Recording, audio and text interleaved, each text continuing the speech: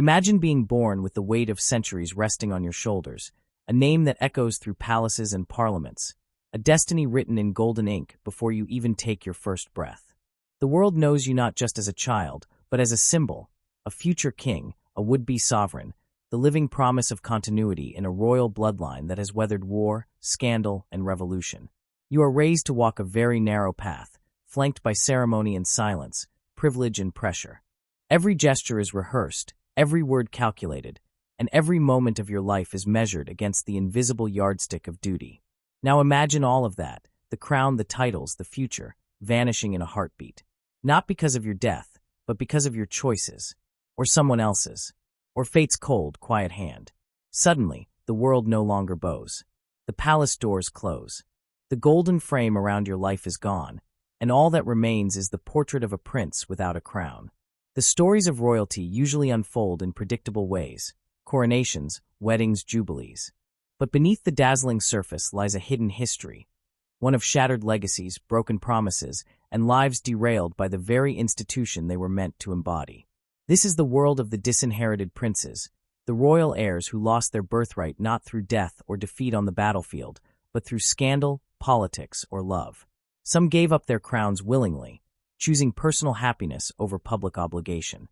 Others had it ripped from their grasp, exiled and erased from the official narrative. In their fall from grace, these figures reveal a rarely seen side of monarchy, the deeply human one. This is not just about titles and thrones. It's about what happens when power, heritage, and identity collide. What does it mean to lose the role you were born to play? To wake up one day and no longer be the person the world expected? These fallen royals lived lives that straddled the boundary between reverence and rejection.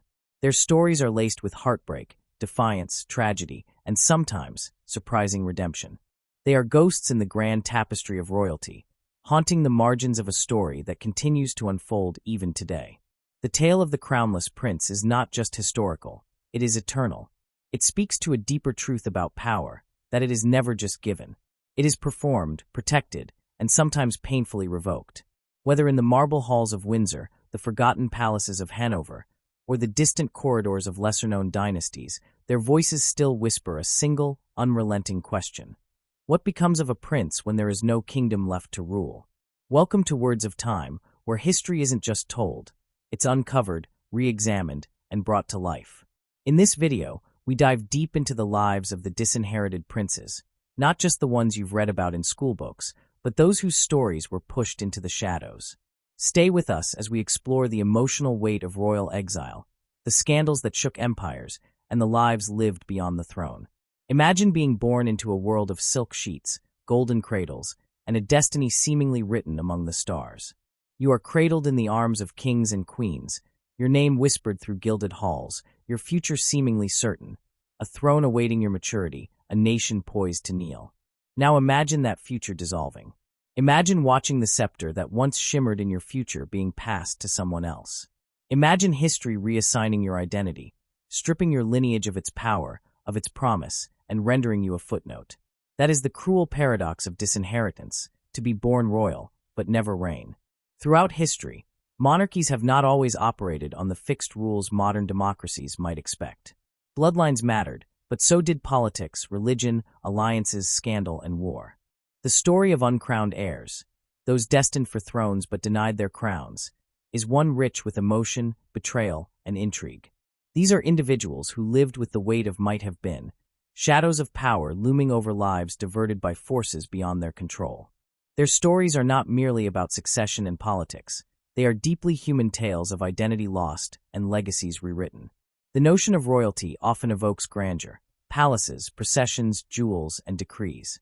But behind the ceremonial veil lies a far more intricate and personal reality, especially for those cast aside.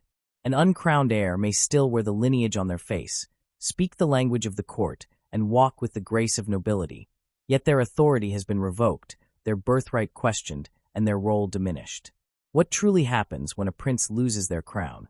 Is it merely a matter of titles and properties, or does the loss reach deeper? Into their psyche, their sense of self, their place in history? There are countless cases scattered through the pages of time, each revealing unique causes and consequences. One such figure was Prince Arthur of England, eldest son of King Henry VII and Queen Elizabeth of York. Groomed to rule, Arthur was the linchpin of a dynastic union meant to cement the end of the Wars of the Roses. He married Catherine of Aragon in a grand political move to align England with Spain. Yet fate intervened cruelly.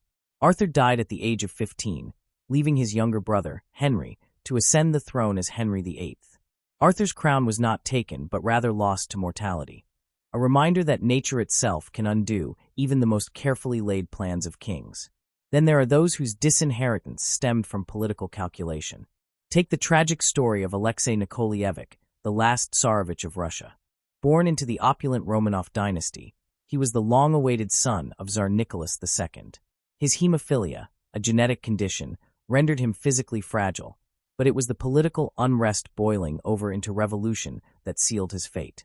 In 1917, the Russian monarchy collapsed under the pressure of war, famine, and inequality. Alexei, along with his entire family, was executed in the basement of a Siberian house. He never wore the crown, but he was born its heir. His story illustrates how fragile the connection between bloodline and rule can be when the people rise up. In other cases, disinheritance was a punishment. Consider Edward VIII of the United Kingdom. A beloved prince, he ascended to the throne in 1936, only to abdicate within the same year. His love for Wallis Simpson, an American divorcee, caused a constitutional crisis. Edward chose love over duty, stepping away from the crown in a move that shocked the empire. Though he was not denied the crown by others, his own decision removed him from royal succession. He became the Duke of Windsor, a title of exile more than honor, and lived the rest of his life in relative obscurity in France. His story reflects the internal conflict between personal happiness and royal obligation, a tension that defines many uncrowned heirs. Religion, too, has played its role in rewriting royal destinies. In 17th-century England, James Francis Edward Stuart, son of the deposed King James II, was denied the throne largely due to his Catholic faith in a dominantly Protestant nation. Branded as the Old Pretender, he spent his life trying to reclaim a crown that was once his by birthright.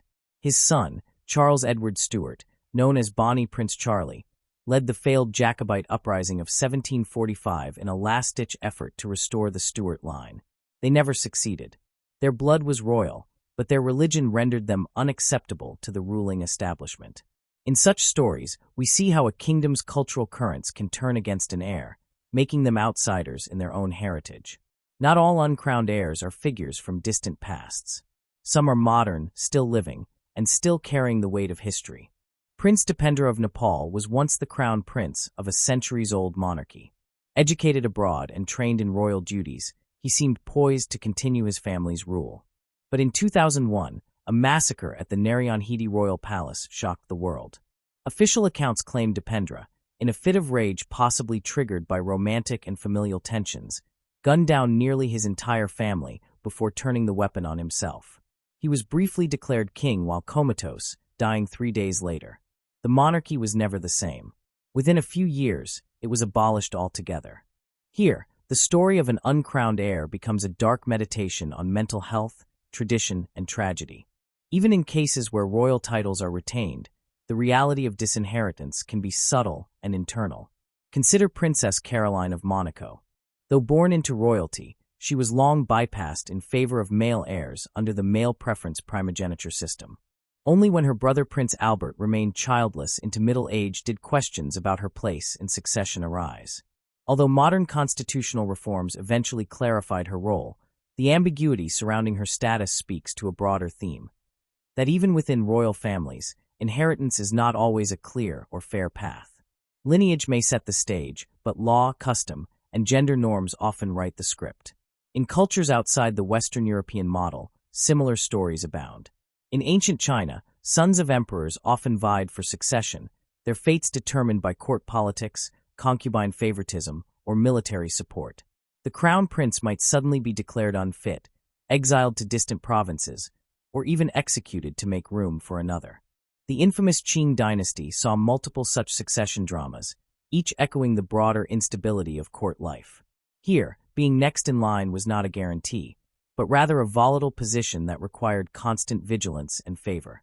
Africa's royal histories also reveal rich and complex traditions. In the Ashanti Kingdom, for instance, succession did not always follow patrilineal descent. Instead, it was often determined through the mother's line. This could mean that a king's own son might be bypassed in favor of a nephew. For some, this system meant being born to a royal father, but never being eligible for kingship. These heirs carried royal blood, yet found themselves spectators to a throne they could never claim.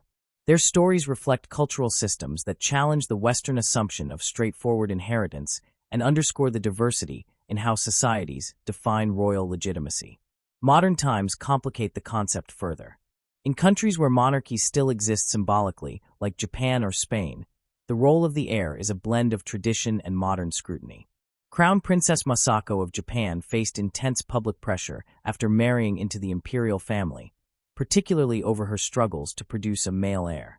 Her daughter, Princess Aiko, has been the subject of national debate regarding succession law, as current legislation bars women from inheriting the throne. In such cases, disinheritance is not about personal failure, but structural exclusion. Aiko's life has unfolded under the gaze of a country grappling with change, yet still bound by rules made in eras gone by. What does all of this mean for the individual? Beyond the loss of power or title lies something deeper: the crisis of identity. For many uncrowned heirs, their roles were defined from birth. Every step, every lesson, every relationship was shaped by the assumption of eventual rule. When that assumption is shattered, either by death, decree, or decision, what remains? A titleless royal often lives in a strange limbo, too noble for a normal life, too powerless for a royal one. Some find new purpose in academia, diplomacy, or activism. Others descend into scandal, addiction, or obscurity. The paths are as varied as the people themselves. These stories endure because they illuminate a universal truth: that destiny is fragile, and identity is deeply tied to the expectations placed upon us. When those expectations crumble, we are left not only to rebuild our futures, but also to understand ourselves anew. For the uncrowned heir, the journey becomes not one of conquest, but of reconciliation, with their past, with their legacy, and with a world that chose a different future. In the end, the vaults of royalty are not just filled with crowns and scepters. They are filled with forgotten names, sealed letters, and the quiet grief of might-have-beens. To open those vaults is not merely to examine history, but to uncover the emotional truths hidden behind royal portraits. These are not just stories of kings and queens, but of sons and daughters, mothers and fathers, each wrestling with the cruel twist of a story that began with promise and ended in disinheritance. So what truly happens when a prince loses their crown? They do not simply step down. They fall into memory, into myth, into history. Some are remembered as cautionary tales, others as tragic heroes.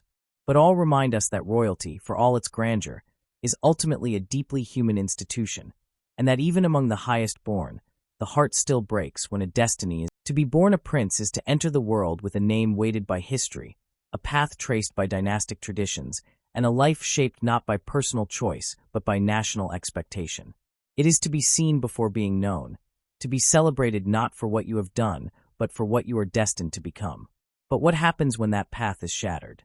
What happens when a prince, prepared from the cradle for the crown, finds himself cast out from the very role that defined his identity? The lives of disinherited princes are narratives of interrupted destinies, where the promise of power gives way to private struggle and public grandeur yields to exile, obscurity, or reinvention. Among the most famous figures in the realm of royal disinheritance is Prince Edward, later known as the Duke of Windsor.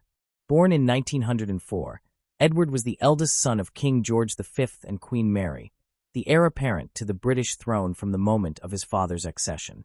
Groomed with a meticulous blend of discipline and ceremonial exposure, Edward was seen as a modern royal, charming, athletic, and cosmopolitan. He represented a monarchy evolving into the 20th century, a symbol of continuity after the turbulence of the First World War. In January of 1936, King George V died, and Edward ascended the throne as King Edward VIII. But what followed was one of the most dramatic moments in British constitutional history. Edward had long been romantically involved with Wallis Simpson, an American woman twice divorced, whose presence at royal events had already caused unease. His desire to marry her was met with fierce resistance from the Church of England, the British government, and the dominions of the empire. As king, Edward was also the head of the church, which at the time did not permit the remarriage of divorced persons if their former spouses were still living. Faced with an irreconcilable choice between the woman he loved and the crown he had inherited, Edward chose love. On December 10th of that same year, he signed the instrument of abdication. The next day, he was succeeded by his younger brother Albert, who became King George VI. Edward was granted the title Duke of Windsor and went into voluntary exile in France, marrying Wallis Simpson in a quiet ceremony. Though he retained his princely status and was treated with occasional royal formality, he was never again allowed to play a significant role in the affairs of the monarchy. His disinheritance was not through scandal in the legal sense, but through a choice that the institution of monarchy could not accommodate. The expectations of duty, sacrifice, and public morality clashed irreparably with personal affection, leading to a fall as poignant as it was unprecedented.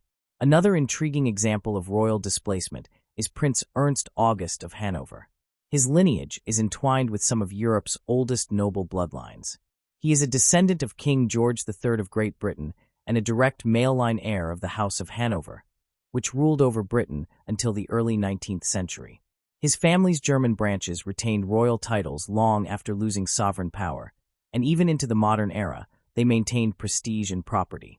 Born in 1954, Ernst August came to be seen as a symbolic head of a once great house. Though not a reigning prince in the political sense, he inherited not only historical titles, but also significant cultural and symbolic weight. In the late 20th century, he married Princess Caroline of Monaco, herself a high-profile royal, bringing further public attention to the House of Hanover. Despite the glamour, his personal life was often marked by controversy, legal troubles, and internal family disputes. Yet it was not his public behavior alone that disrupted his royal trajectory. In 2020, Ernst August made headlines by initiating legal proceedings against his own son, also named Ernst August, in a bitter feud over property and inheritance rights. He accused his son of violating agreements concerning ancestral estates, particularly Marienburg Castle and other historically significant assets. The feud resulted in a remarkable reversal. The elder Ernst August effectively disinherited his own son, seeking to revoke previously granted power of attorney and public trust. In this peculiar case, the disinheritance was not carried out by the state or through scandal, but by a dynastic rupture from within, a prince disinherited by another prince. The case, still entangled in legal complexities, illustrates how even ceremonial monarchies can be consumed by personal ambition, generational conflict, and the burdens of legacy. The fall from royal favor here is not due to failed love or constitutional impasse, but familial breakdown and pride. For a lesser-known yet equally compelling example, one might look to the story of Infante Carlos of Bourbon-II Sicilies, a 20th-century figure whose royal status was shaped and later compromised by the intersection of multiple dynasties. Born in 1938 into the Bourbon-II Sicilies family, Carlos was part of a royal branch that once ruled over southern Italy before the unification of the Italian kingdom. Though his family lost its sovereign role in the 19th century, its titles and claims retained ceremonial value and dynastic significance, especially in the context of royal marriages and succession protocols across Europe.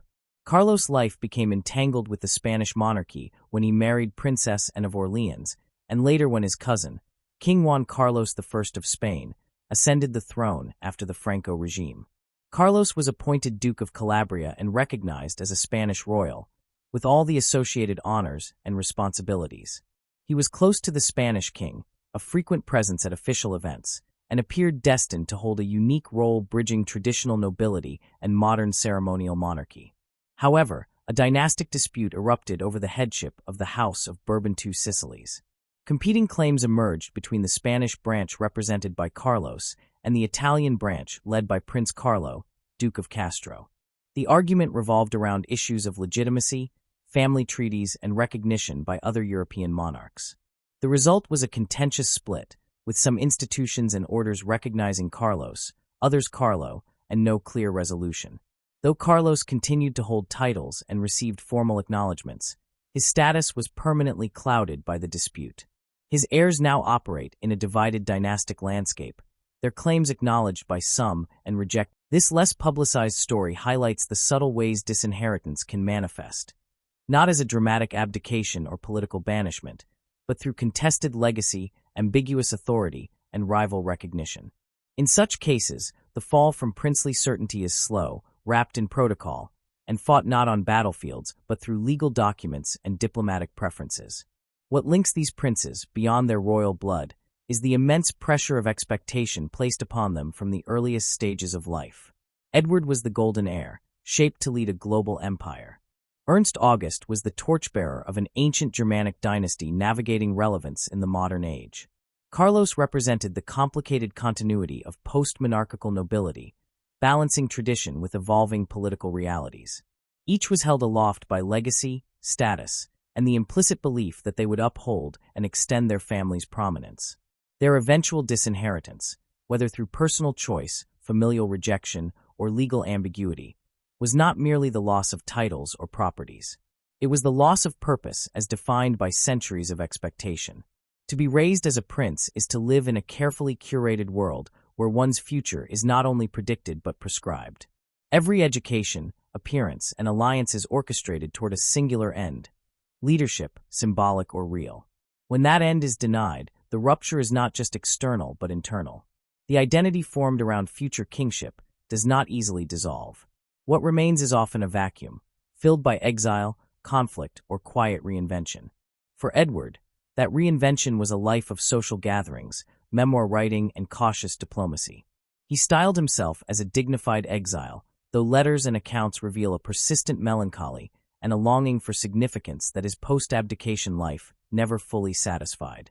He remained a figure of fascination, his name tied eternally to one of the most dramatic love stories in modern royal history, but behind the public charm lay a deeper sense of loss. Ernst August's fall is still unfolding in public view, his legal battles and personal conflicts a matter of headlines. His story is marked by a kind of stubborn defense of legacy, as though resisting the erasure of a name still echoed in the corridors of European nobility. His own disinheritance of his son is a paradox, a prince stripping another prince of princely inheritance, suggesting that sometimes the deepest wounds are inflicted not by history, but by blood. Carlos, meanwhile, navigated the quieter realm of symbolic monarchy, respected in many circles, yet caught in the web of dynastic dispute. His heirs continue the legacy, but with an asterisk, their authority challenged, their titles disputed. For him, the fall was gentle but no less real, a slow erosion rather than a sudden break. These stories compel us to reconsider what it means to be royal. The trappings of monarchy, crowns, palaces, anthems, are only the surface. Beneath lies a complex human drama of inheritance, expectation, and identity. To meet the disinherited princes is not merely to trace their genealogies, but to enter a world where the past exerts enormous gravity on the present, where personal desires are often sacrificed on the altar of tradition, and where even the most elevated lives can be brought low by choice, by conflict, or by fate. The disinherited prince is more than a fallen heir. He is a mirror reflecting the vulnerabilities of inherited power and the humanity behind ceremonial facade. His life forces us to ask not only what happens when a crown is lost, but also what becomes of the person who was taught to wear it. Whether exiled, replaced, or contested, these figures reveal a truth often obscured by pageantry: that royalty, despite all its grandeur, cannot shield its bearers from the unpredictability of life, from love, from war, from family feuds, or from the weight of history itself. To understand the true cost of royal scandal, one must look beyond the polished veneers of courtly rituals and delve into the emotional wreckage left behind when expectation collides with reality. A prince's birth is often a celebrated symbol of continuity and national pride. He is reared with precision, insulated by centuries of protocol, and prepared for a future determined not by personal desire, but by institutional design. But in the unfolding of royal history, even the most carefully charted destinies have veered off course, not due to war or illness alone, but through scandal. These are the moments when crowns were not lost in battlefields or revoked in parliaments, but surrendered through love, defiance, or internal collapse. The price for breaking the unspoken rules of monarchy has often been severe, and no amount of royal blood has ever guaranteed immunity from the fallout. Among the most emblematic stories of royal scandal and its consequences stands the case of Prince Edward, later the Duke of Windsor. His entire life was constructed around the premise of eventual kingship. As the eldest son of King George V, Edward was seen by the British public as a modern monarch in waiting. Photogenic, widely traveled, engaging with soldiers during the First World War, and admired across the empire. Yet beneath the surface, Edward struggled with the constraints of royal life. He was known to chafe at court formalities, to question the usefulness of ceremonial duties, and to carry a profound ambivalence toward the weight of his role.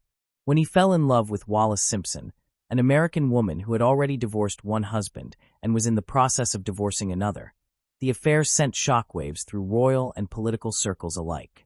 Wallis was charismatic, intelligent, and socially adept, but in the eyes of the British establishment, she was unacceptable as queen consort. The monarch at the time was also the supreme governor of the Church of England, which did not permit remarriage after divorce if a former spouse was still living. The situation rapidly evolved into a national crisis.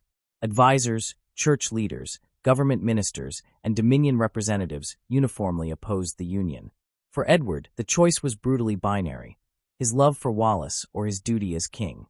In December of 1936, less than 1 year after becoming king, Edward abdicated. The words he spoke in his farewell address, that he could not carry out his responsibilities without the woman he loved, echoed far beyond British borders. Overnight, he transformed from monarch to exile. His younger brother Albert, a shy and speech-impaired man unprepared for the throne, became King George VI.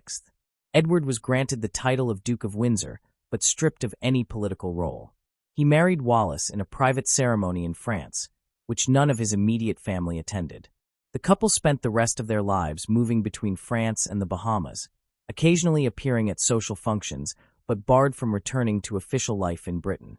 The scandal had immediate and lasting consequences.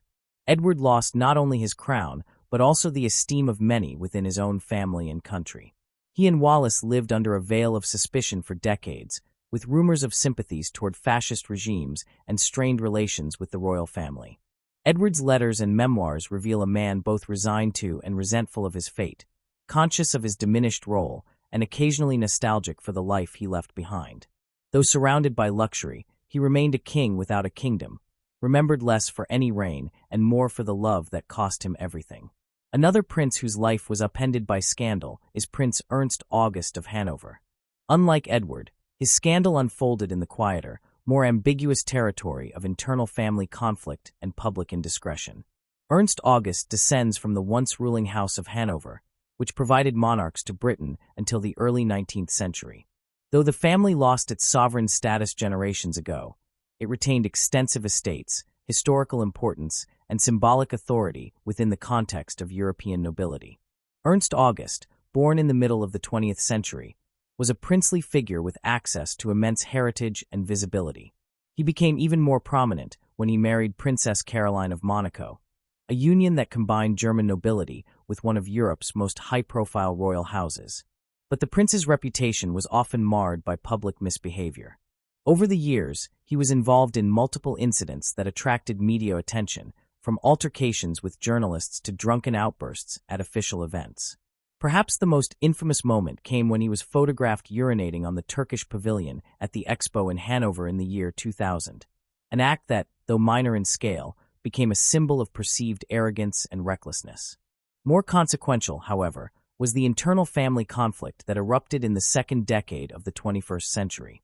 Ernst August's relationship with his son, also named Ernst August, deteriorated over control of family estates and decisions regarding their management.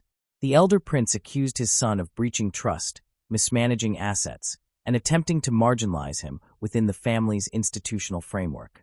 In an extraordinary move, the senior Ernst August initiated legal action to revoke prior agreements and strip his son of inheritance rights.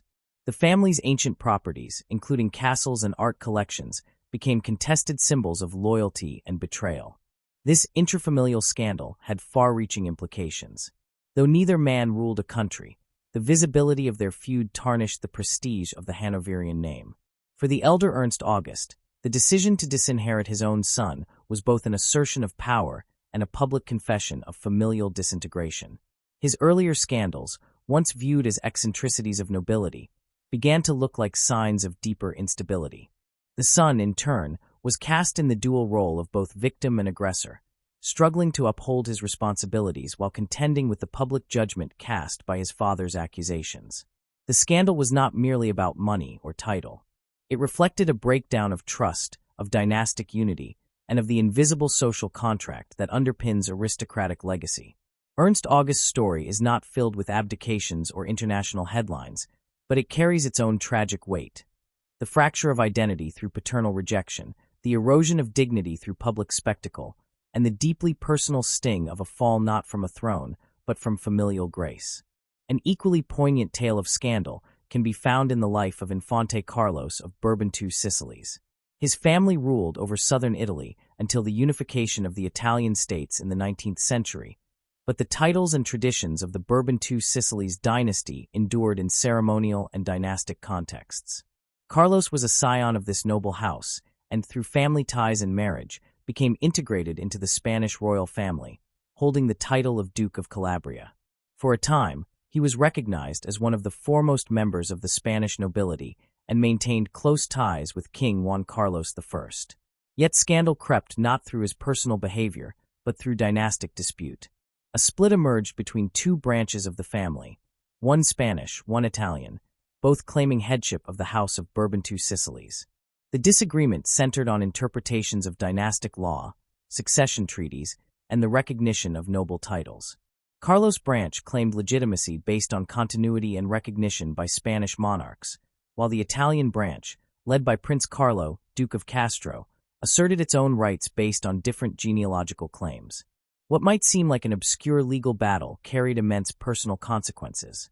Carlos saw himself not just as a custodian of legacy, but as a living representative of a proud history stretching back centuries. The contestation of his role was not just a legal challenge, but a denial of identity. He spent years engaged in diplomatic efforts to reinforce his claim, attending international chivalric orders and noble functions. His recognition waxed and waned depending on political tides, court decisions, and the preferences of reigning monarchs across Europe.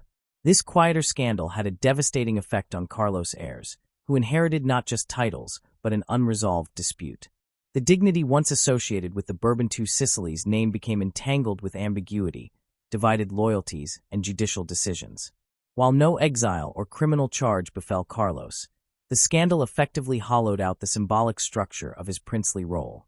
In a world where monarchy had already become largely ceremonial, such ambiguity was a form of disinheritance in all but name.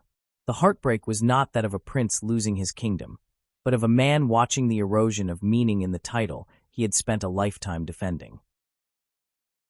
Across these case studies, a common thread emerges: the deep and abiding pain that comes with the loss of identity, purpose, and dignity. Royal scandal, especially when it leads to exile, estrangement, or symbolic erasure, is not simply a matter of reputation. It strikes at the very heart of what a prince is raised to believe: that his life has purpose by virtue of birth, that duty and identity are intertwined, and that honor flows naturally from lineage. When that belief is shattered, whether by love, betrayal, conflict, or controversy, the psychological toll is profound. In Edward's case, the scandal may have seemed romantic, but it left him isolated and haunted by lost potential. His letters to his brother and his diaries speak of frustration, melancholy, and an unfulfilled longing to contribute. For Ernst August, the scandal destroyed public trust and familial cohesion, replacing the ancient dignity of his title with tabloid headlines and bitter courtrooms.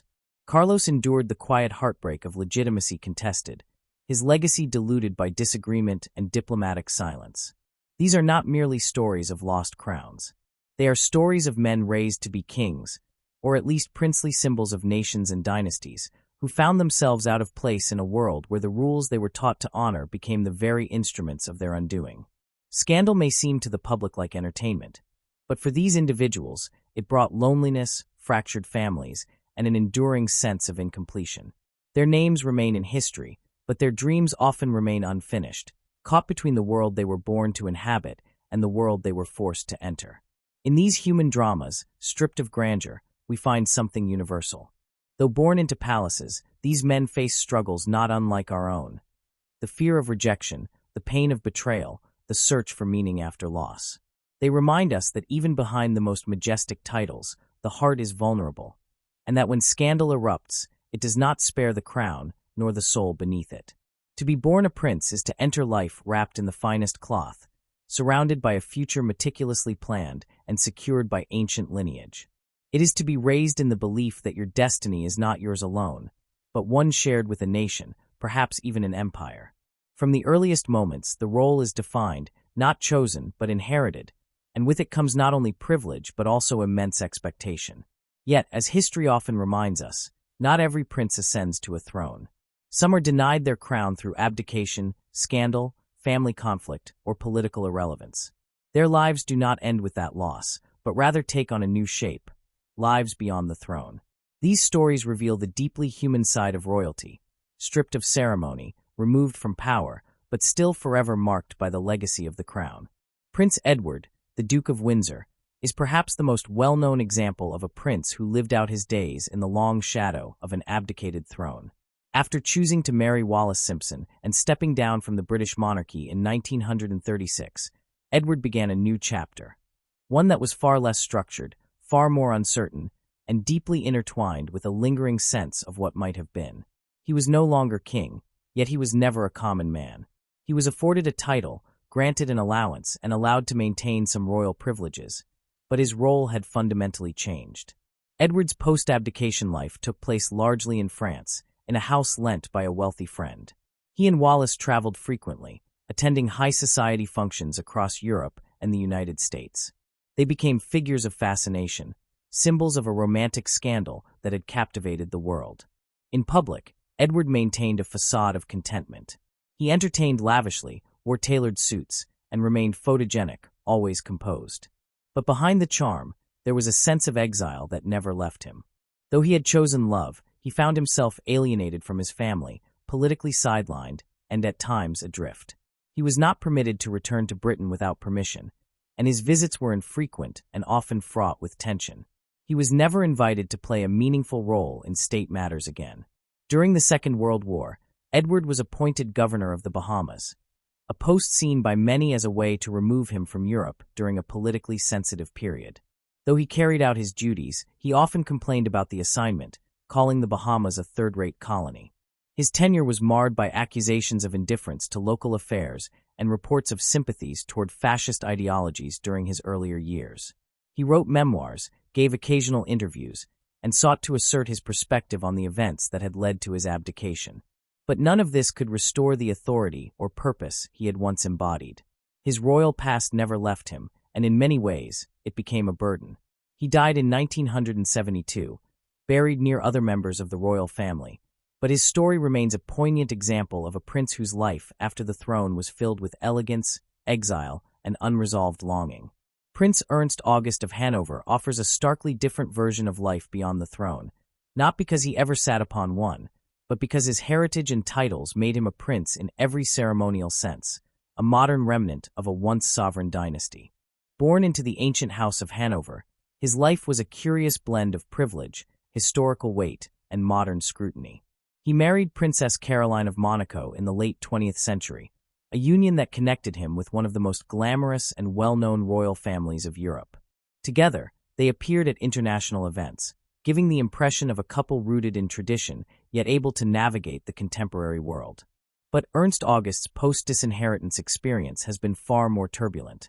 Known for his erratic behavior and legal troubles, he has spent much of his later life under the gaze of an increasingly skeptical public.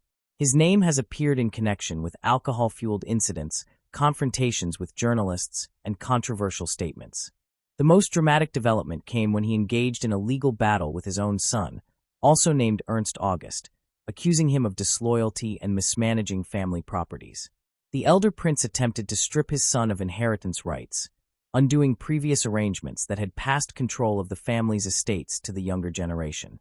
This feud over property, honor, and authority has played out in the courts and media, casting a shadow over what was once seen as a noble and enduring family name.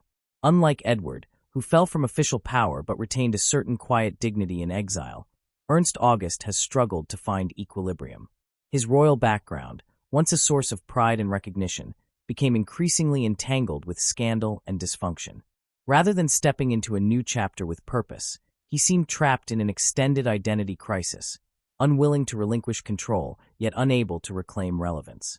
His story illustrates how life beyond the throne is not necessarily peaceful, especially when personal flaws, generational divides, and the changing nature of monarchy clash. Ernst August may still bear his princely title, but the public perception of him has shifted from dignified heir to embattled patriarch. His legacy remains unsettled, and his influence diminished, not by a single moment of abdication, but by a slow unraveling of trust, both within his family and in the court of public opinion. Infante Carlos of Bourbon II Sicilias offers a third path. Though his royal house no longer ruled a sovereign territory, Carlos occupied a prominent ceremonial role within Spanish nobility and European chivalric orders. His family had once ruled over southern Italy, and despite losing their kingdom in the 19th century, their lineage remained significant in dynastic circles. Carlos was connected by blood to both the Spanish royal family and the French Orleans, and he played an active role in preserving the historical identity of his house.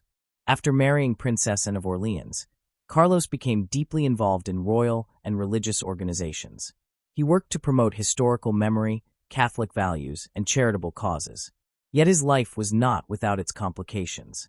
A major dynastic dispute broke out between his branch of the Bourbon II Sicilias family and another led by Prince Carlo, Duke of Castro. Each side claimed to be the legitimate head of the house, resulting in decades of disagreement, legal maneuvers, and divided recognition from other monarchies and international orders. Though Carlos continued to be treated with respect in many circles, the contested nature of his position chipped away at the clarity of his legacy. Unlike Edward or Ernst August, Carlos remained largely dignified and diplomatic.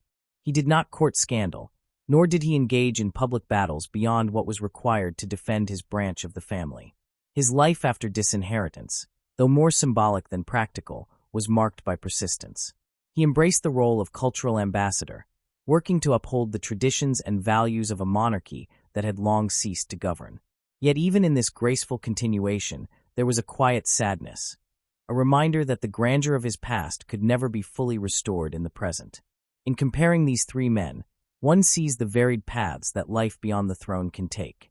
Edward, removed from power but still adored in some quarters, embraced a kind of celebrity exile. He found a measure of peace, but it came at the cost of his national purpose. Ernst August, inheriting history but not stability, became mired in scandal and internal conflict, his post-disinheritance years marked by a refusal to adapt and a growing alienation.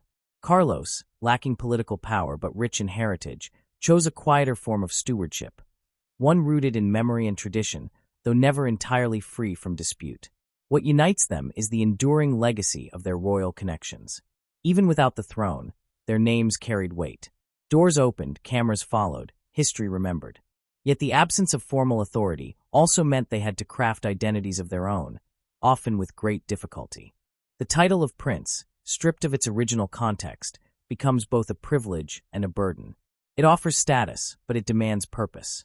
And when that purpose is no longer tethered to governance or national service, the individual must either reinvent themselves or become consumed by what was lost. Some, like Edward, leaned into the lifestyle of exiled aristocracy, a mix of leisure, commentary, and nostalgia. Others, like Carlos, sought to preserve the dignity of the past, acting as living links to royal history. Still others, like Ernst August, struggled to find a meaningful role, clashing with a world no longer shaped by dynastic values. The human element is inescapable. Behind the titles are people shaped by expectation and then, suddenly, cast into unfamiliar terrain. Their stories resonate not because of their crowns, but because of their response to losing them. The search for relevance, the ache for belonging, the sting of estrangement, these are experiences that transcend royalty. But for those born into palaces, they are magnified by the spotlight and the silent judgment of tradition. Life beyond the throne is not an end, but a transformation. For some, it becomes a quieter, more reflective existence. For others, it is a long struggle against irrelevance and regret. But in every case, the echoes of royal birth never fully fade. They shape how the world sees the individual, how the individual sees themselves, and how history writes their name.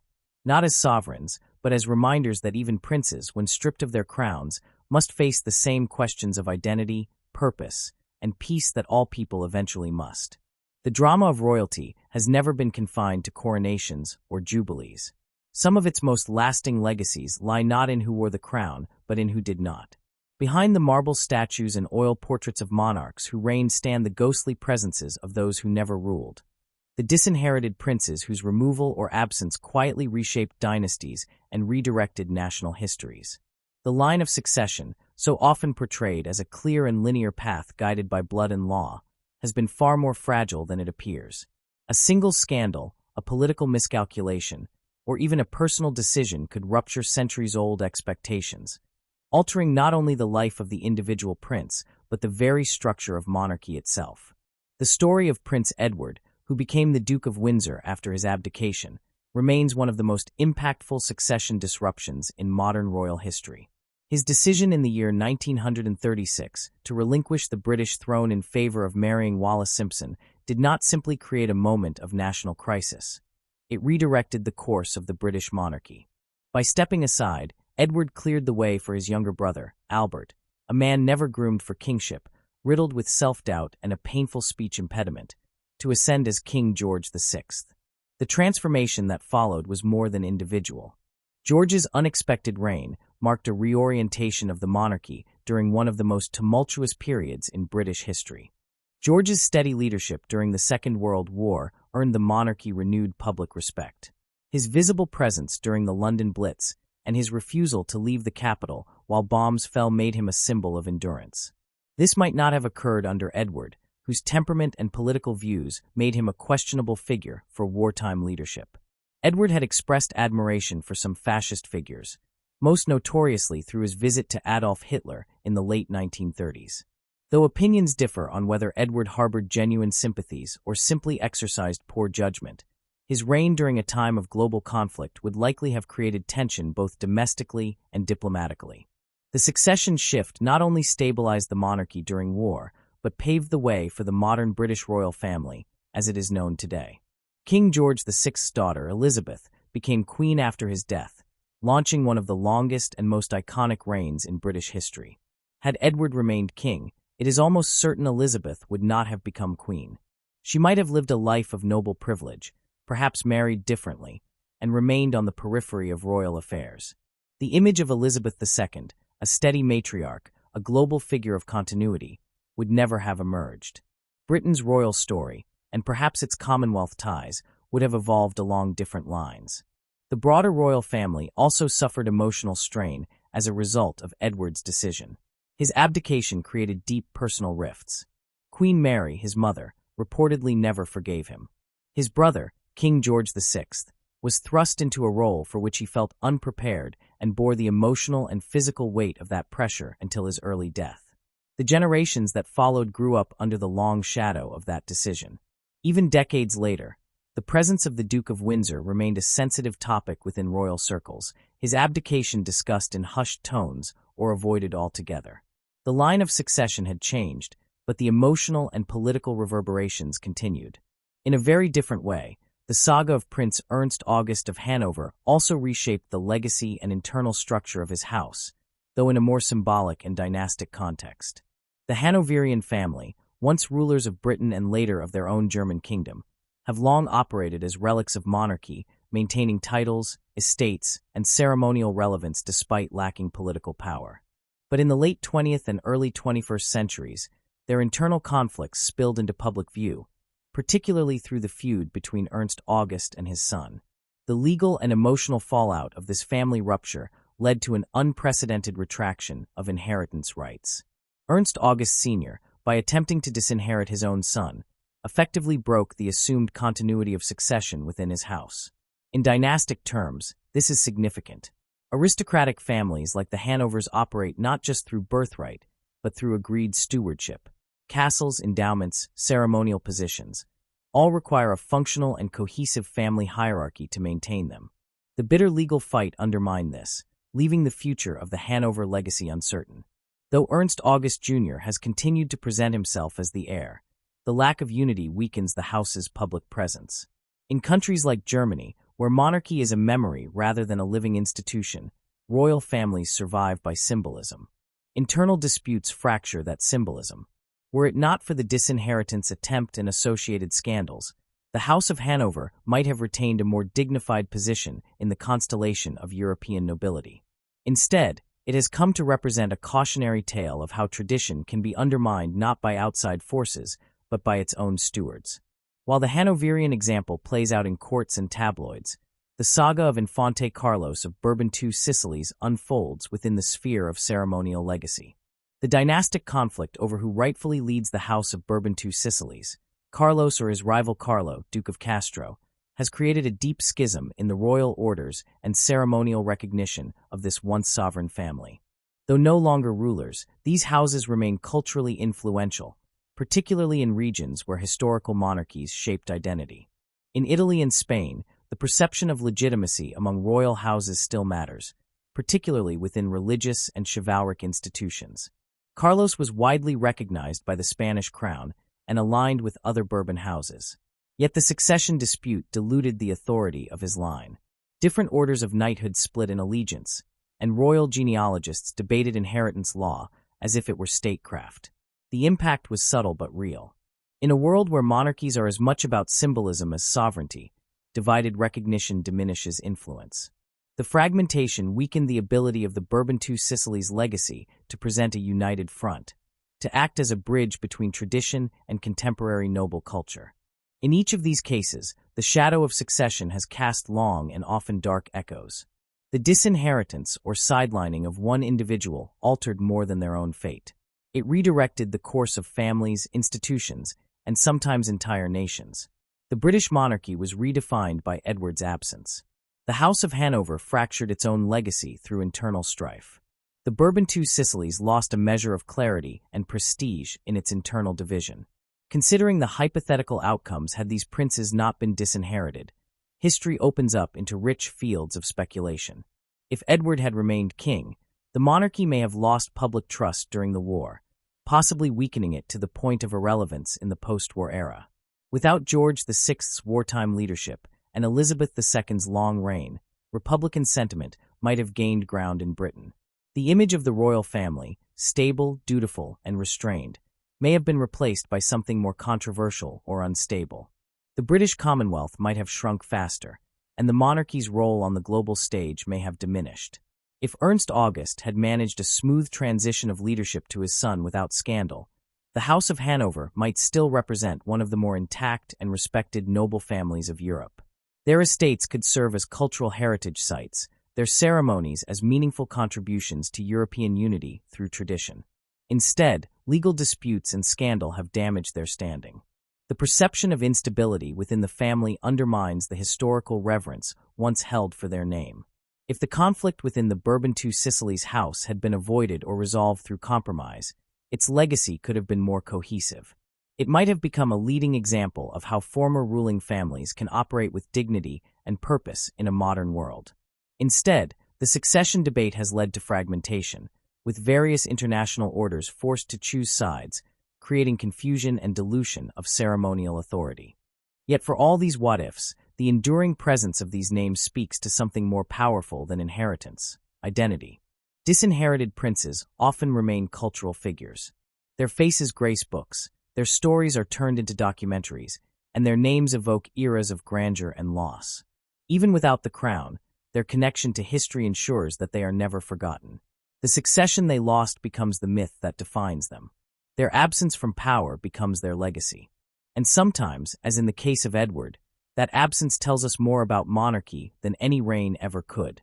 Monarchy, after all, is not merely about who rules, but about the narratives that nations tell about themselves. A disinherited prince becomes a part of that narrative, a symbol of love versus duty, of personal desire against institutional expectation, of legacy challenged and redefined. Whether they lived in quiet exile, legal dispute, or ceremonial ambiguity, these princes changed the course of royal history not by what they did as rulers, but by what happened because they did not rule. The shadow of succession is not a void.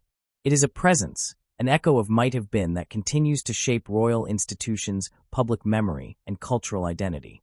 It reminds us that history is not made only by those who sit on thrones, but also by those who were denied them. Their stories serve as both cautionary tales and humanizing portraits, revealing the vulnerabilities behind the crowns and the complexity behind the ceremony. In their absence, they have left a different kind of legacy, one forged not in power, but in the profound, lingering impact of lost potential. In the present century, monarchies remain both enduring relics and evolving institutions, caught in the tug-of-war between ancient tradition and contemporary relevance. The age of absolute monarchy may be long gone, but royal families today continue to symbolize continuity, cultural identity, and national memory. Even now, questions of inheritance, succession, and legitimacy spark emotional and political debates, echoing centuries of dynastic drama. The disinherited princes of the past are not mere figures frozen in portraits or footnotes in history books. Their stories find resonance in the quiet tensions and whispered uncertainties within today's royal households. The pain of exclusion, the weight of tradition, and the human need for identity and recognition have not vanished, they have only changed form. Take, for instance, the growing discussion around the roles and rights of non-working royals in contemporary monarchies. As constitutional frameworks have constrained royal power and modern democracies scrutinize the public funding of royal households, monarchies like those in Britain, Sweden, Norway, and others have redefined what it means to be royal. Not everyone born into royal blood automatically enjoys the privileges once taken for granted. Titles have been withheld or removed. In some cases, family members have been asked or pressured to withdraw from public roles, sometimes with permanent implications for their place in succession. In Sweden, King Carl Gustaf made a striking decision in the year 2019. He removed royal status from several of his grandchildren, children of his son Prince Carl Philip and daughter Princess Madeleine. While they retained their titles and remained members of the royal family in private terms, they were no longer expected to perform official duties. The move was framed as an effort to modernize the monarchy, streamline its public functions, and reduce the burden on taxpayers.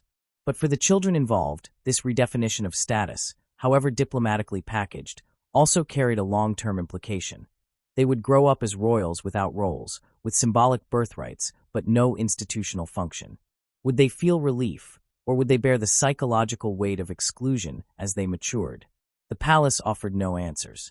In Britain, the conversation intensified with the departure of Prince Harry and Meghan Markle from their senior royal roles. Their decision to step back from official duties, coupled with their public critique of the institution, created a seismic cultural moment. Titles were stripped or modified, security arrangements altered, and the question of whether someone could be both royal and independent took center stage. The monarchy was reminded once again that titles and birthright, no matter how ancient, cannot contain the complexity of human emotion and personal choice. Harry, the younger son of the heir to the throne, had grown up with all the trappings of royalty. His eventual departure echoed, though in very different circumstances, the abdication of Prince Edward nearly a century earlier. Both men walked away from the institution that shaped them, unable or unwilling to bear its restrictions. Yet unlike Edward, Harry left in an age where digital media broadcast every emotional ripple to a global audience. The world watched as familial rifts unfolded through interviews, documentaries, and headlines. There was no cloak of palace secrecy to hide behind. His story, like those of disinherited princes before him, became a mirror for public opinion about monarchy itself. Was this institution inherently unjust, or simply outdated? Was it possible to humanize royalty without undermining its mystique? The answers remained elusive, caught between tradition's allure and modernity's demands. Across the Atlantic, other monarchies grapple with similar issues. In Spain, King Felipe VI took steps to distance the crown from scandal associated with his father, Juan Carlos I. Though Juan Carlos had abdicated in favor of his son, his legacy came under investigation due to allegations of financial misconduct. Felipe renounced any inheritance from his father and stripped him of the annual royal allowance. In doing so, Felipe made a visible effort to preserve the institution by severing ties with a problematic past, an act that symbolically disinherited the man who once wore the crown. Though the former king was not removed from the line of succession, the gesture spoke volumes. It demonstrated that the shadows of royal misconduct, whether in the form of scandal or poor judgment, can still disrupt the presumed sanctity of royal lineage. These modern echoes demonstrate that the line between prince and private citizen remains perilously thin. The illusion of permanence that monarchy often projects is constantly challenged by the personal realities of those within it. Morganatic marriages, once clearly defined as unions that precluded succession, no longer operate in the rigid form they once did, but their modern equivalents still provoke questions. When royals marry commoners, or when spouses refuse titles, or when new generations grow up without formal roles, the same tensions arise. Who belongs and who does not? Who holds the symbolic power of royalty, and who is left in the ambiguous space just outside its gates? At the heart of all these stories, past and present, lie three enduring themes: power, destiny, and the human cost of institutional rules. Monarchy is one of the few remaining human-made systems where birth still determines potential and possibility. For those born into it, the path is both laid out and fenced in. You are either destined to serve or destined to observe, often without your consent. And when that path is unexpectedly altered, by scandal, by politics, or by personal decision, the fallout is never limited to the individual. It affects siblings, parents, the institution, and sometimes the nation itself. The disinherited princes of history often suffered in silence or exile. They were symbols of loss, not only of personal destiny, but of dynastic continuity. Their absence spoke louder than their presence might have. Today's royals, though operating in a vastly different world, still face the same weighty contradiction. How do you live as an individual within an identity that belongs more to the public than to yourself? Is it possible to be royal and free? Power, even symbolic power, demands structure. Monarchies are institutions built on precedent and protocol. But when those structures brush up against human complexity, love, regret, ambition, or disillusionment, they reveal their fragility. The crown is heavy not just because it represents responsibility, but because it must sit upon a human head, prone to all the same frailties as anyone else. Destiny, so often evoked in tales of kings and queens, is not always a gift. For many royal children, the path laid before them is filled with privilege, but also sacrifice. They live lives of public visibility and private constraint. And when that destiny is denied, redirected, or rescinded, what remains? A name without a throne? A title without a purpose? Or a life finally lived on one's own terms, freed from the burdens of birthright? Perhaps the most profound cost of royal rules is invisible. It is the emotional toll carried by those who were told from birth that they were special, chosen, destined, only to be later told they were not. To have the promise of a crown only to lose it is a peculiar kind of grief, one that combines public rejection with personal dislocation. Some navigate this with grace and find meaning in other pursuits. Others struggle, caught between the world they were born into and the one they must now inhabit. As history continues to unfold, and as monarchies either evolve or recede, the stories of disinherited princes offer more than just drama.